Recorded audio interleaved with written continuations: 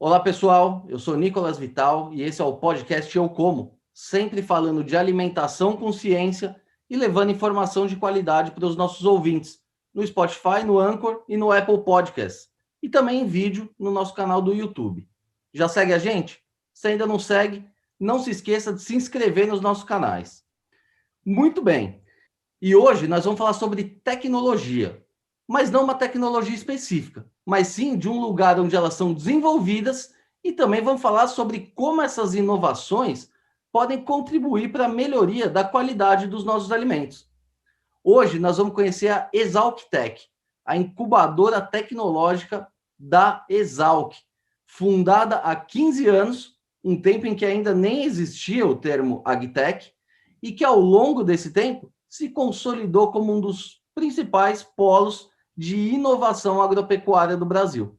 E para contar essa história, hoje nós vamos conversar com o engenheiro agrônomo Sérgio Barbosa, que é gerente executivo da ExalcTech. Sérgio, muito obrigado por aceitar o nosso convite, é uma honra ter você com a gente aqui hoje. Obrigado, Nicolas. Eu que agradeço a oportunidade de estar conversando aí com o seu pessoal que lhe segue, que ele assiste. E é só também um detalhe, há 15 anos não existia nem o termo startup, né? Então, veja só como nós já estamos aí nesse caminho árduo aí durante um bom tempo, né? É verdade, você tem razão, não tinha nem pensado nisso ainda. Ô Sérgio, para a gente começar essa conversa aqui do começo, explica para a gente aí o que é a ExalcTech. A ExalcTech nós chamamos de um ambiente de inovação, né? A ExalcTech ela é uma incubadora, e uma incubadora tem a função aí de dar apoio aos primeiros passos de uma empresa nascente, né? Então, nós temos aí uma história aí de pessoas, vamos dar um exemplo, são pesquisadores, geralmente, da nossa comunidade aqui do ecossistema do Vale do Piracicaba, que tem uma ideia, vem no papel para a gente, geralmente, né? Chega no papel e nos apresenta uma proposta de desenvolver uma tecnologia voltada ao agronegócio. Pode ser na parte pecuária, agricultura, meio ambiente, tudo que for relacionado ao agronegócio. Nós damos um apoio, que pode ser através do que nós chamamos de pré-incubação, ou seja, ele vem com uma ideia, não tem um modelo de negócios pronto, aí nós vamos ajudar a desenvolver o modelo de negócio. O que é o modelo de negócio? É o como ele vai ganhar dinheiro com a sua ideia. Ou aquele que já tem um modelo de negócios e precisa de uma estrutura física para desenvolvimento da tecnologia. Aí nós colocamos ele como incubado residente. Claro que ele vai passar por um período, ele vai passar por uma avaliação e também uma habilitação, né? Por um conselho formado aí por professores, eu participo, que vai habilitá-lo a ingressar como residente, tendo a disponibilidade de salas dentro da incubadora.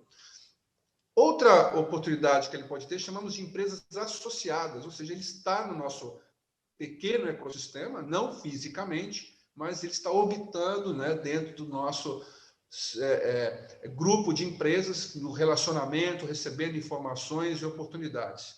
Então, essa é a forma do que a incubadora trabalha. A empresa associada já é diferente, ela já existe, ela tem um CNPJ, é formalizada, também se compõe as empresas que já saíram da ExalcTech, são cerca de 20 empresas que já saíram da ExalcTech, né? Também são associadas, e ela já tem um estágio de desenvolvimento, já participa do mercado na maioria das vezes. Então, essa é a forma do que a gente trabalha.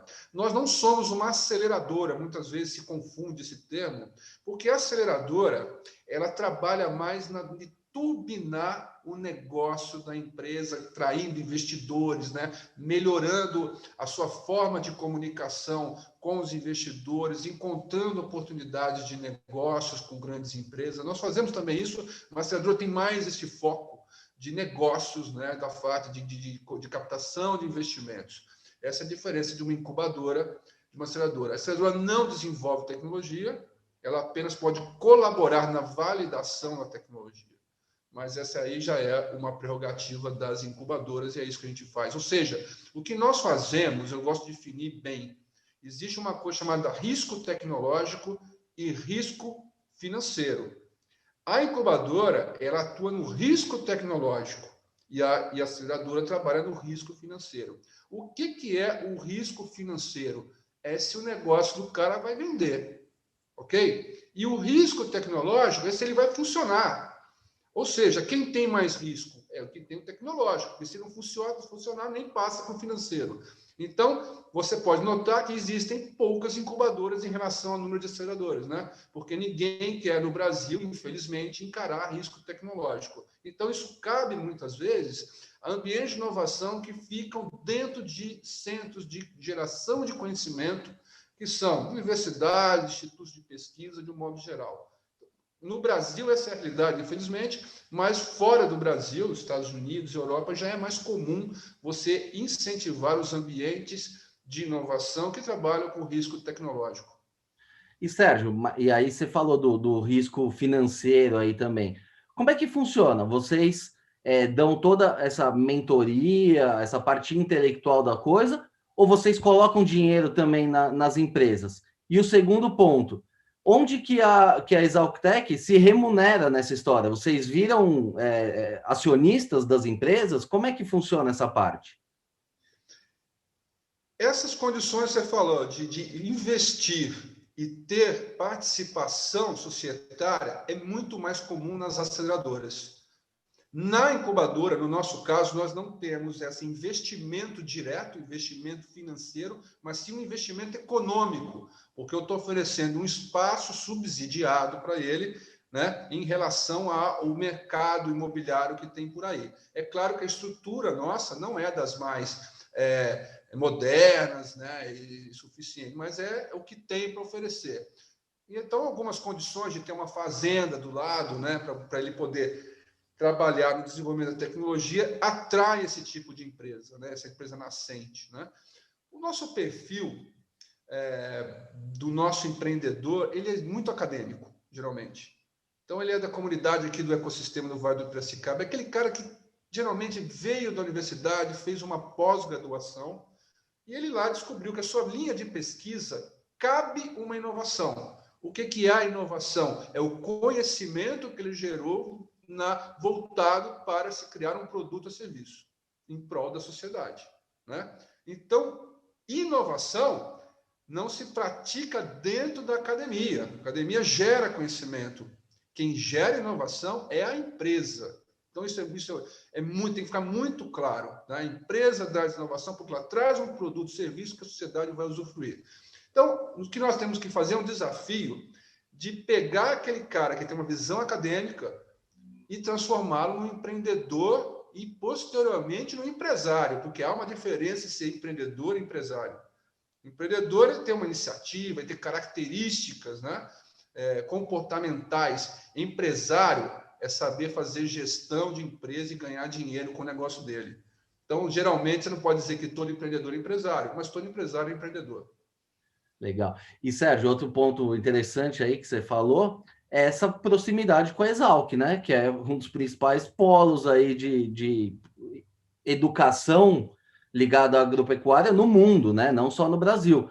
Qual que é a relação da Exalctech com a Exalc propriamente dita? Vocês fazem parte da Exalc? É uma spin-off? Qual a relação? Bom, a Exalctech é um programa da Exalc, com o apoio da Fundação de Estudos Agrários Luiz de Queiroz, FEAL, que é a fundação que nos apoia. Essas duas instituições fazem com que a Exalctech possa ter um caráter de funcionamento, né, de uma forma institucional. E aí você tem um custeio de estrutura que a Exalc faz, né? A Exalc fornece lá o local, uma parte da manutenção, o custeio de algumas das áreas comuns que nós chamamos, né? Luz elétrica, água, segurança, limpeza, tudo isso das áreas comuns, a Exalc custeia com dinheiro público, né? Por isso que a nossa importância é muito relevante, porque é uma forma de que fazer com que esse dinheiro investido do contribuinte retorne para a sociedade e retorne na forma de inovação que vai beneficiar a agricultura, que vai transformar a agricultura mais sustentável. Essa é, talvez, a contribuição maior que a Exalc está fazendo via o programa Exalctech. E, Sérgio, nesses 15 anos, quantas empresas já passaram por aí? Nós temos 20 empresas que chamamos de graduadas, né? É claro que não são 20 que existem hoje. Uma ou outra, não, por alguma razão pessoal do empreendedor, ou até às vezes acontece uma briga societária, ela acaba, infelizmente, não indo para frente.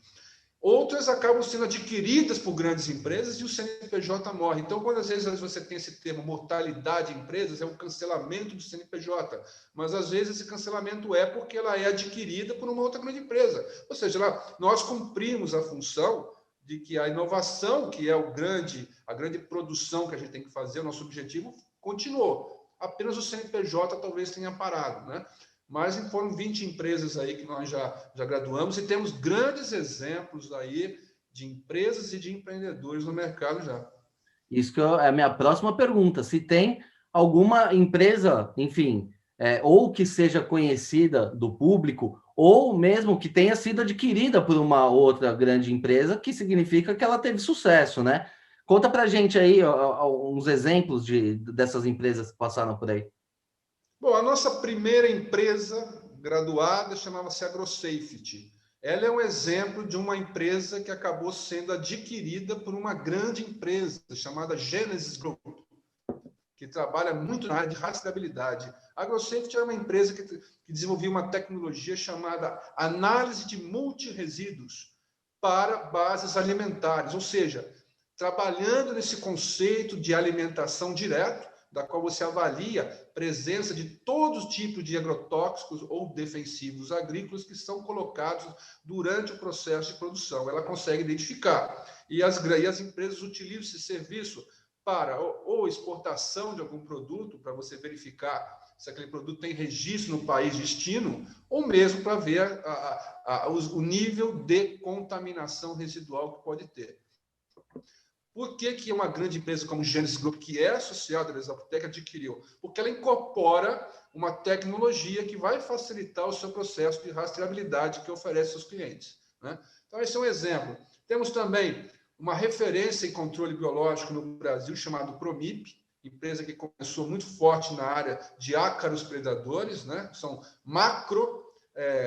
biológicos que a gente considera, né, que vão controlar outros ácaros, e ela também hoje se expandiu seus negócios também para outros agentes também microbiológicos.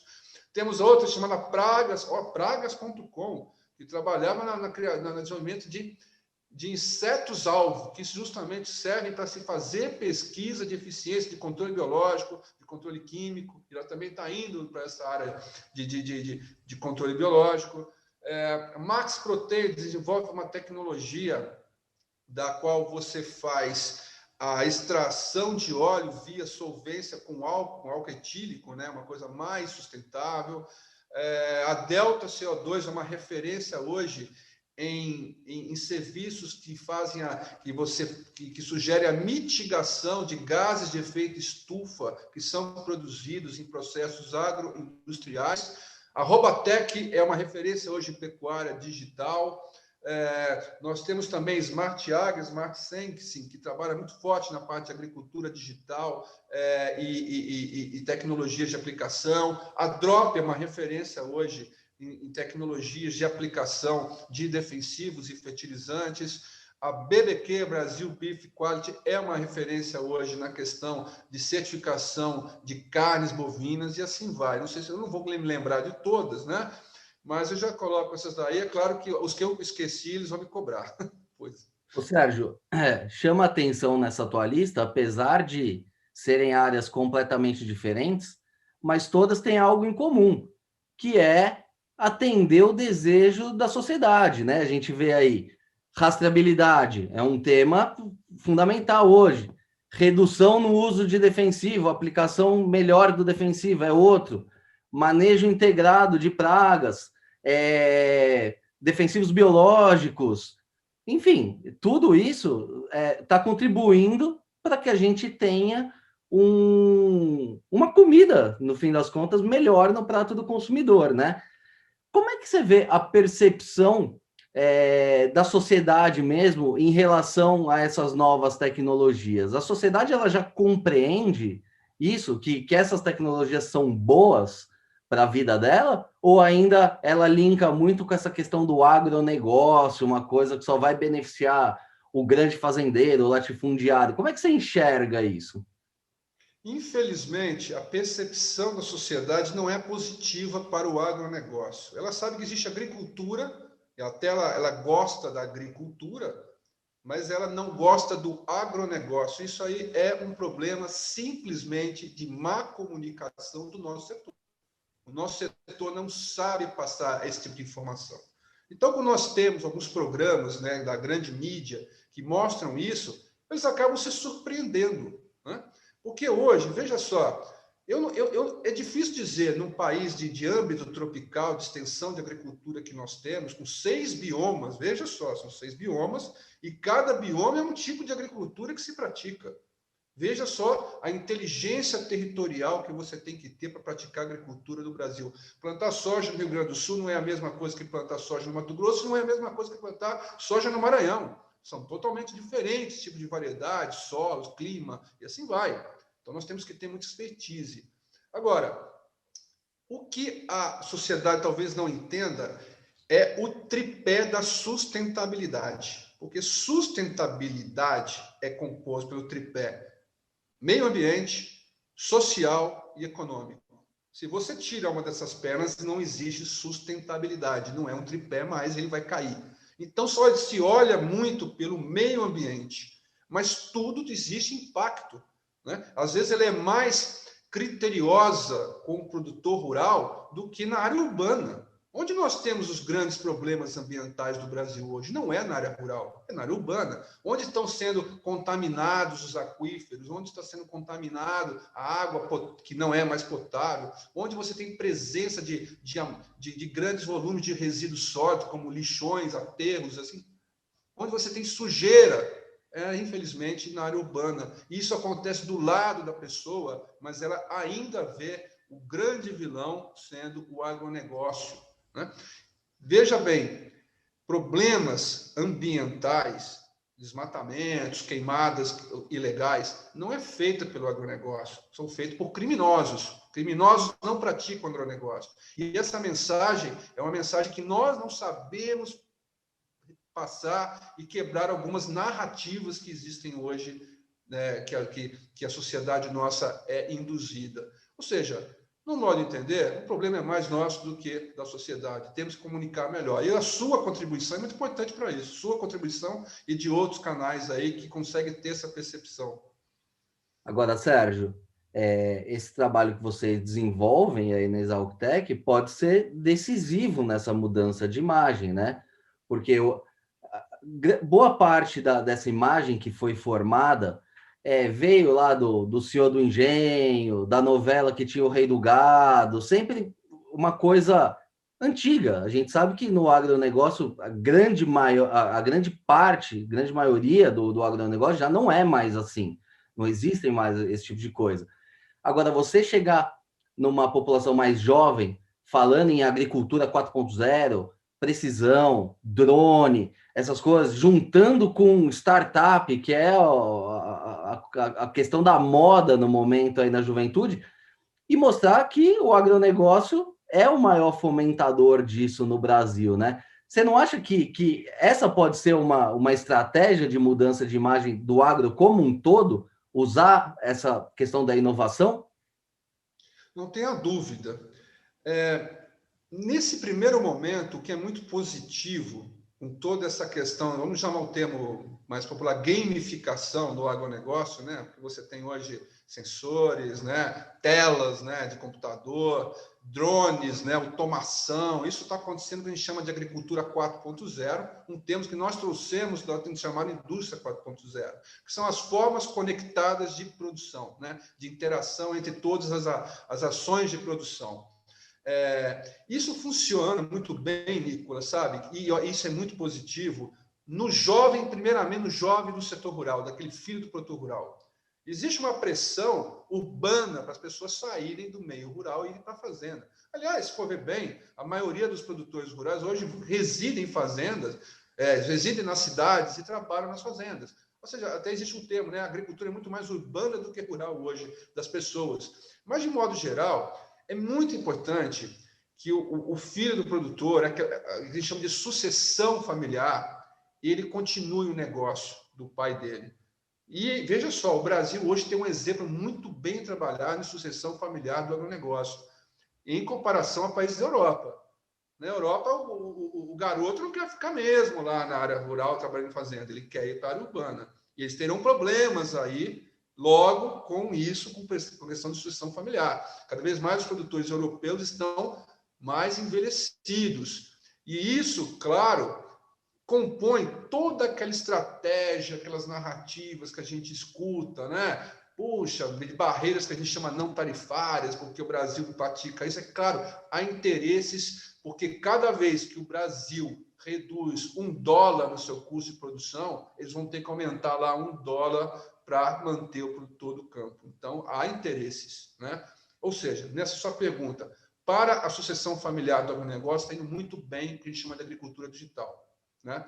Agora, o que a gente precisa trazer é o jovem urbano, realmente. Porque a startup, ou agtech, ela não é composta só de pessoas que pisam no barro, ou de profissionais da área de agrários ou veterinária. Temos administradores, temos pessoas da área jurídica, temos pessoas da área contábil, e temos pessoas da área comercial, e temos da área de TI, né? E a TI está muito bem formada nas áreas urbanas. Aliás, o Brasil e o mundo passam por um processo de digitalização que foi acelerado, claro, por essa emergência sanitária.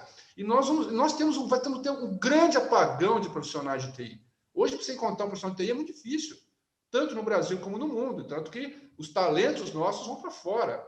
Então, se eu até te falo, se me perguntasse para mim que política educacional você primeiramente faria para dar um choque, né, de recurso humano, de necessidade de recurso humano, fazer invista em profissionais de TI no Brasil. Precisamos de profissionais de TI.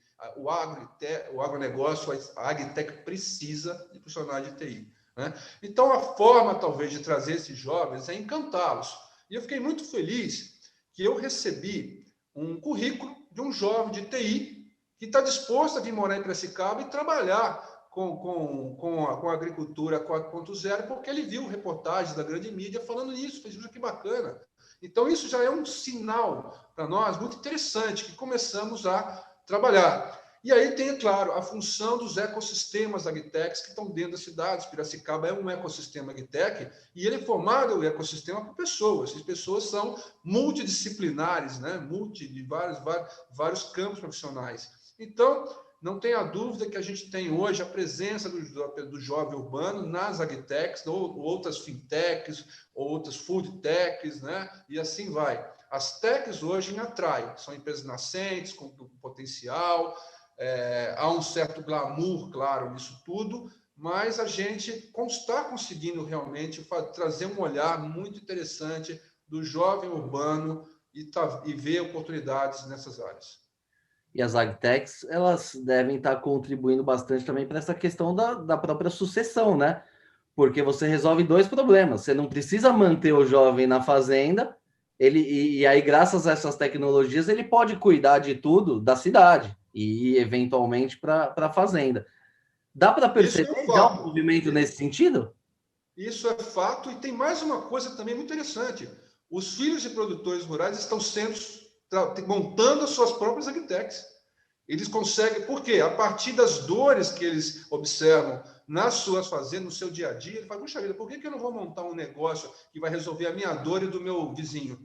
Então, essa tendência de empreendedorismo dentro da porteira, com os filhos de produtores rurais, está acontecendo de uma forma muito interessante, e isso é muito válido, né? Porque traz aí também, incorpora um pouco da experiência da realidade de campo. Muitas vezes, os nossos empreendedores não conhecem, acredite, o campo, não conhecem realmente a realidade, né? Eles têm uma ideia muito formada da tecnologia, mas com alguma dificuldade de entender a sua viabilidade. Então, isso é importante, que haja realmente essa composição cultural e multidisciplinar dentro de uma empresa nascente. E, Sérgio, você que está aí dentro da Exalc, né, praticamente, que é um dos principais polos formadores de mão de obra aí do agronegócio brasileiro, mão de obra altamente qualificada, como é que você tem sentido a percepção dos estudantes, os recém-formados, porque até pouco tempo a ideia era que o cara se formasse, que ele fosse fazer consultoria, que ele fosse, enfim, trabalhar num banco. Você tem notado que esse novo estudante ele tem já um apetite maior pelo empreendedorismo? Isso dá para notar? Sim, dá para notar. E aí eu tenho que ser franco, e eu falo isso aqui para o pessoal da Exalc. A Exalc, hoje, como a maioria das universidades, ou, desculpe, ou cursos, né, de qualquer outra coisa relacionada, isso eu falo também de fora do Brasil, ainda preparam as pessoas para serem funcionários, bons executivos de multinacionais, bem posicionados. Essa é a formação clássica que a Exalc prepara. Por uma questão conjuntural, e aí entra a questão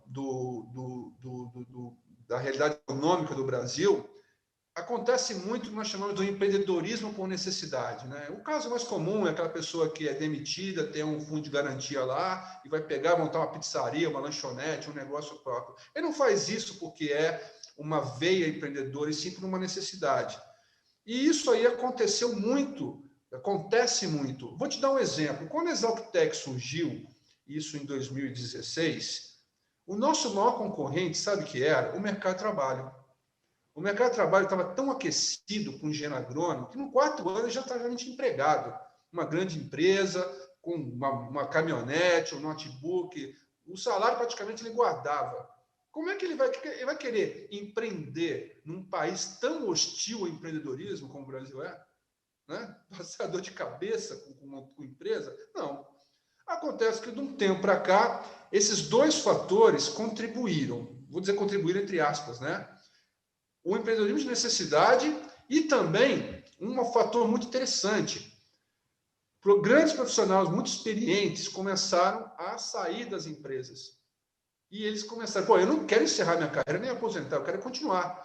E o que a gente começou a observar é que esses profissionais se interessaram em se incorporar nas nascentes agtechs. E você não sabe como isso é importante, como isso foi válido. Eles trouxeram toda a sua experiência de mercado, todo o seu network.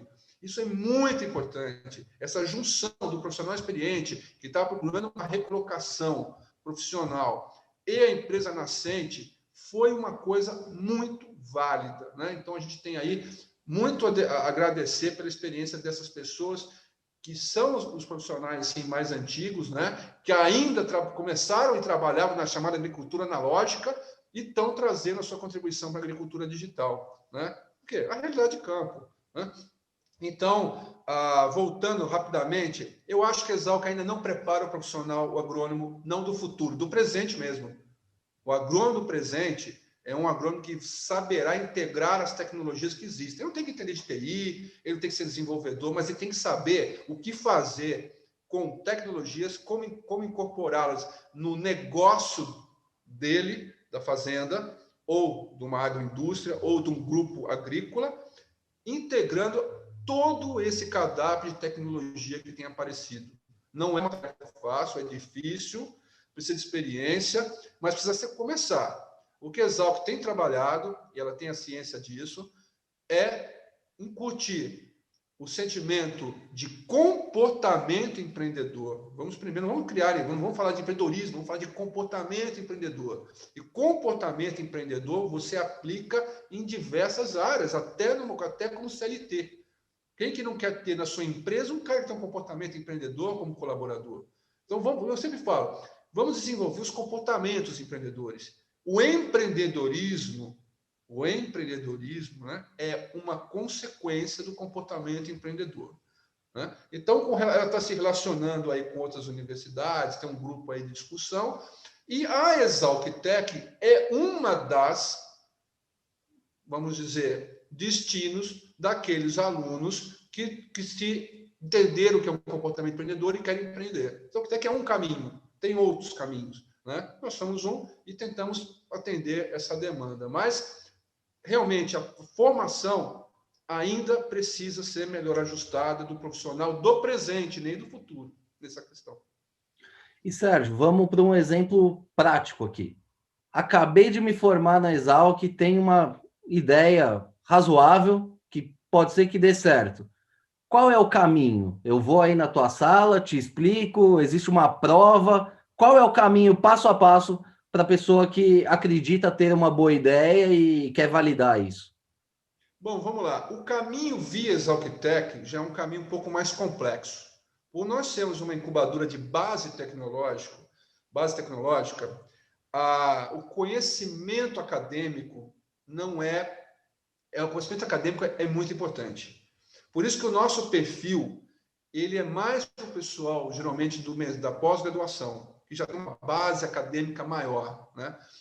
Mas não impede também do pessoal da graduação. E aí você tem muitas boas ideias que a gente chama de economia criativa, né? São formas de negócio, tipo marketplace, outra forma de servicização, processo de servicização.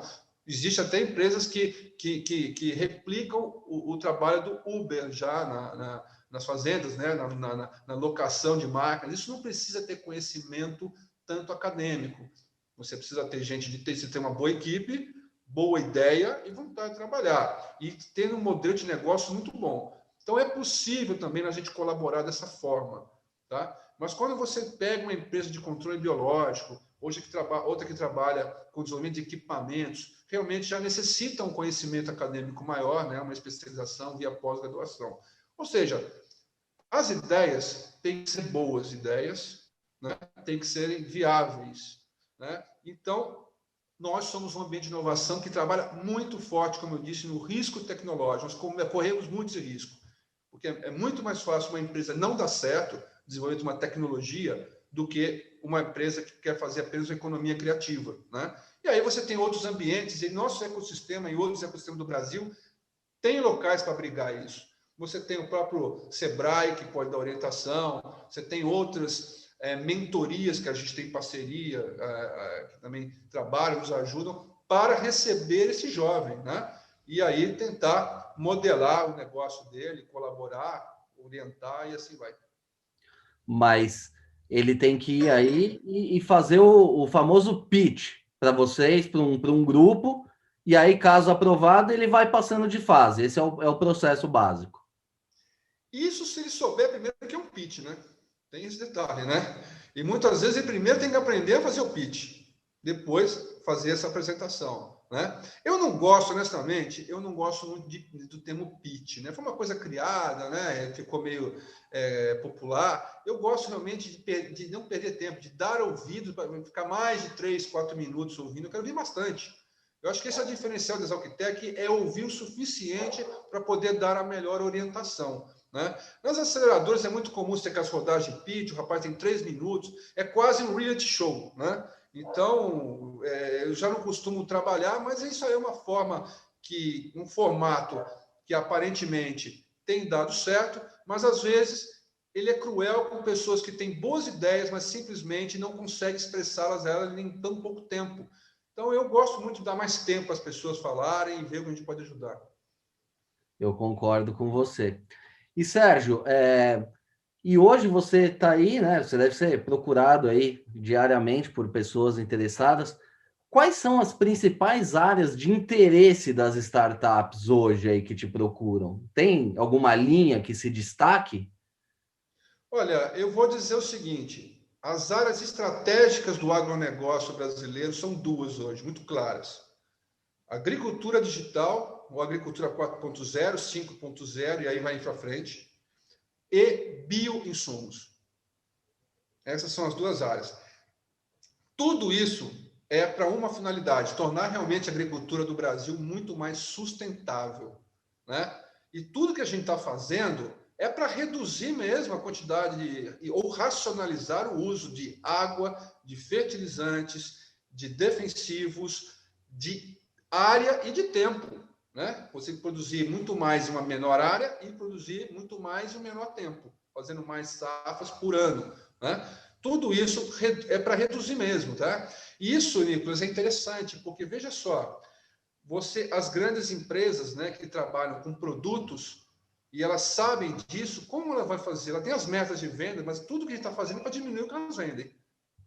Então, elas entendem isso e eu te falo que o empresário, o empreendedor, que entender que a maior disrupção que nós vamos ter é justamente do modelo de negócio. As grandes empresas não mais trabalharão com produtos. Eu não vou vender mais fertilizante, litros de defensivo, toneladas de fertilizante, eu vou vender um pacote tecnológico que vai te dar uma proposta de valor que vai na redução do custo da tua produção ou no aumento da tua produtividade. É isso que as grandes empresas começam a entender e, por isso, elas trazem as empresas agritechs para perto, porque a mentalidade, a capacidade de enxergar de fora para dentro que as agritechs têm, a velocidade para inovar é muito maior do que uma grande empresa. Essa incorporação da mentalidade da agritech com o potencial da grande empresa é que, no meu modo de entender, vai criar essa grande solução no modelo de negócio para o agronegócio brasileiro. Como você mesmo disse, várias empresas já perceberam isso, né? E já vem investindo, né, em aceleradoras próprias, né? A parte, em muitos casos, da empresa para resolver os seus próprios problemas internos, né? Eu acho que essa é uma tendência e não dá para fugir mesmo. E aí, já entrando aqui na nossa reta final, fazendo um balanço aí de tudo que a gente conversou. A gente já não é novidade para ninguém que o agronegócio brasileiro avançou um absurdo nas últimas décadas, né? A gente era importador de comida, hoje a gente é o celeiro do mundo. A gente sabe que a sustentabilidade já está na cabeça do produtor, mas no teu ponto de vista aí, dá para o Brasil avançar mais ainda? Dá para a gente dar um outro salto igual o que a gente deu nas últimas décadas? Não tenha dúvida. Um estudo da Exalc diz que 75%, se eu não me engano, da área agricultável com conectividade já vai incorporar mais de 100 bilhões de reais no valor bruto de produção. Então, conectividade é um passo primordial, certo? O segundo ponto, que aí eu vou ser um pouco mais polêmico, é que o produtor rural continue sendo valorizado pela política governamental. Eu acho que ele é hoje valorizado pela política governamental. E eu te falo, acredite, se você fizer uma pesquisa com produtores rurais, ele vai dizer o que você quer do governo. Ele vai responder para você, eu quero que ele me dê segurança para mim trabalhar. Quero que ele me dê segurança patrimonial e segurança jurídica para ele poder trabalhar e produzir. Certo? Ele nem fala muitas vezes de financiamento, não, ele quer trabalhar e ele precisa ter segurança. Né? Então, se você tem um governo que lhe dá essa segurança, você pode ter certeza que o nosso negócio só vai crescer. Então, é importante essas políticas entenderem que o produtor rural ele está numa zona de risco, o risco de produção agrícola é o maior que existe, mas diferente de uma fábrica, você está em um ambiente controlado, de uma loja, lá é o ar livre, pode acontecer de tudo. E a gente sempre fala, é isso que o produtor quer. Nós queremos isso. Se você perguntar para a sociedade, a primeira coisa que ela fala é o quê? Segurança. Né? Com segurança, eu posso trabalhar, eu posso ter uma melhor saúde, né? Eu posso me divertir. Isso também acontece no campo, mas segurança também tem que ser jurídica. E não faz parte do nosso escopo de trabalho, né? Mas o nosso trabalho é trabalhar para que continuemos oferecendo para o produtor brasileiro tecnologia. E a absorção de tecnologia está no DNA do produtor brasileiro. Como você mesmo disse, em 35 anos, 40 anos, nós éramos importador de alimentos, somos os maiores exportadores. Por quê? Porque nós temos um empreendedor do campo, que é o produtor rural, um empreendedor que corre riscos, como todo empreendedor, claro, e também ele é ávido à tecnologia. O que tiver tecnologia e for viável, nos dois sentidos, economicamente e também operacionalmente, ele vai incorporar. Ele vai fazer isso, porque é uma necessidade. Isso está no DNA do nosso produtor, a gente tem que valorizar muito isso, e talvez essa é uma das coisas que a gente tem que saber também comunicar para a sociedade, né? Como o nosso produtor rural, ele é moderno, né? Ele não é aquele jeca tatu, né? Aquele cara que trabalha na enxada, não, ele é muito moderno, ele é muito para frente, e é uma pessoa que a gente tem que valorizar. Eu acho que é mais importante que valorizar o agronegócio, Nicolas, é valorizar o produtor rural brasileiro. É isso aí. E aí, resumindo, dos 4 pontos que você citou aqui, 3 envolvem tecnologia, né?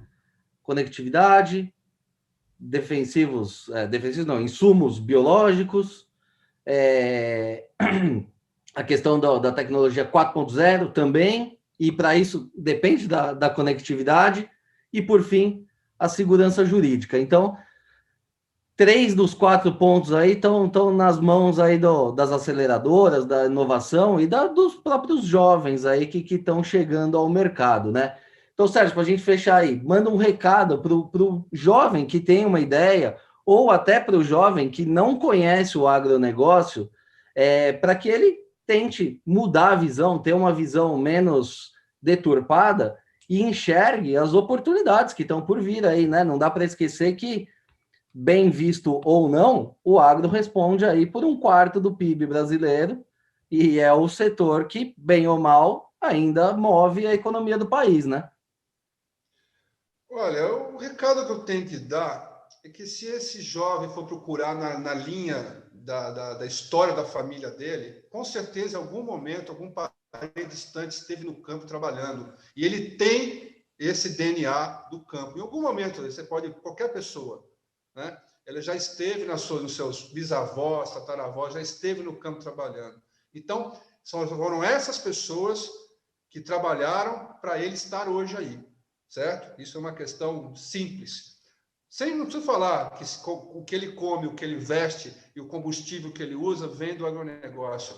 O agronegócio gera emprego, o agronegócio gera riqueza. Se nós temos um PIB hoje surpreendente, é por causa do agronegócio. Se nós temos empregos, é por causa do agronegócio. Eu não vou nem entrar nesse detalhe.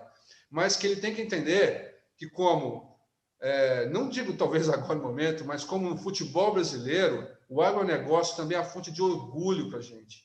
Tá? Nós somos competitivos. O que se ouve, o que se fala, é tudo uma questão de estratégias de negociações mundiais. Né? Você precisa segurar o teu concorrente. Né? Então, a gente tem que entender que determinadas narrativas que acontecem hoje são por interesses puramente comerciais e não simplesmente pensando no meio ambiente ou na forma de se trabalhar. Volto a dizer, uma coisa é agronegócio, outra coisa é crime ambiental. Elas não se conversam. O agronegócio não tem criminosos. O agronegócio tem produtores que estão dentro de uma legislação ambiental das mais rigorosas do mundo. Nós só temos, gente, 23% do território brasileiro com pecuária e agricultura, não é quase nada. É menos de 1/4. E olha com o que a gente faz com tudo isso, qual que a gente gera. Então, que o jovem entenda que nós estamos de braços abertos para recebê-lo e nós precisamos dele, porque as startups, as grandes empresas, não são feitas só de gente que trabalha amassando barro, mas com profissionais de várias categorias e competências. É isso aí. Sérgio, essa conversa aqui está ótima, mas o nosso tempo aqui, infelizmente, já está chegando ao fim. Queria agradecer mais uma vez aí a tua disponibilidade, as informações. Foi uma verdadeira aula para mim aqui, certamente também para os nossos ouvintes. Então, obrigado mais uma vez aí pela participação.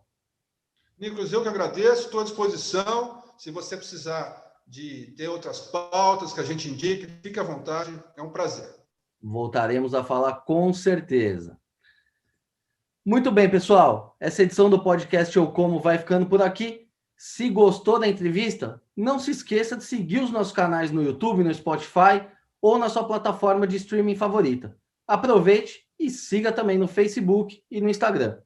Lembrando que esse podcast tem o patrocínio da Crop Life Brasil e volta com a sua programação normal na próxima sexta-feira. Por hoje é isso e até a próxima.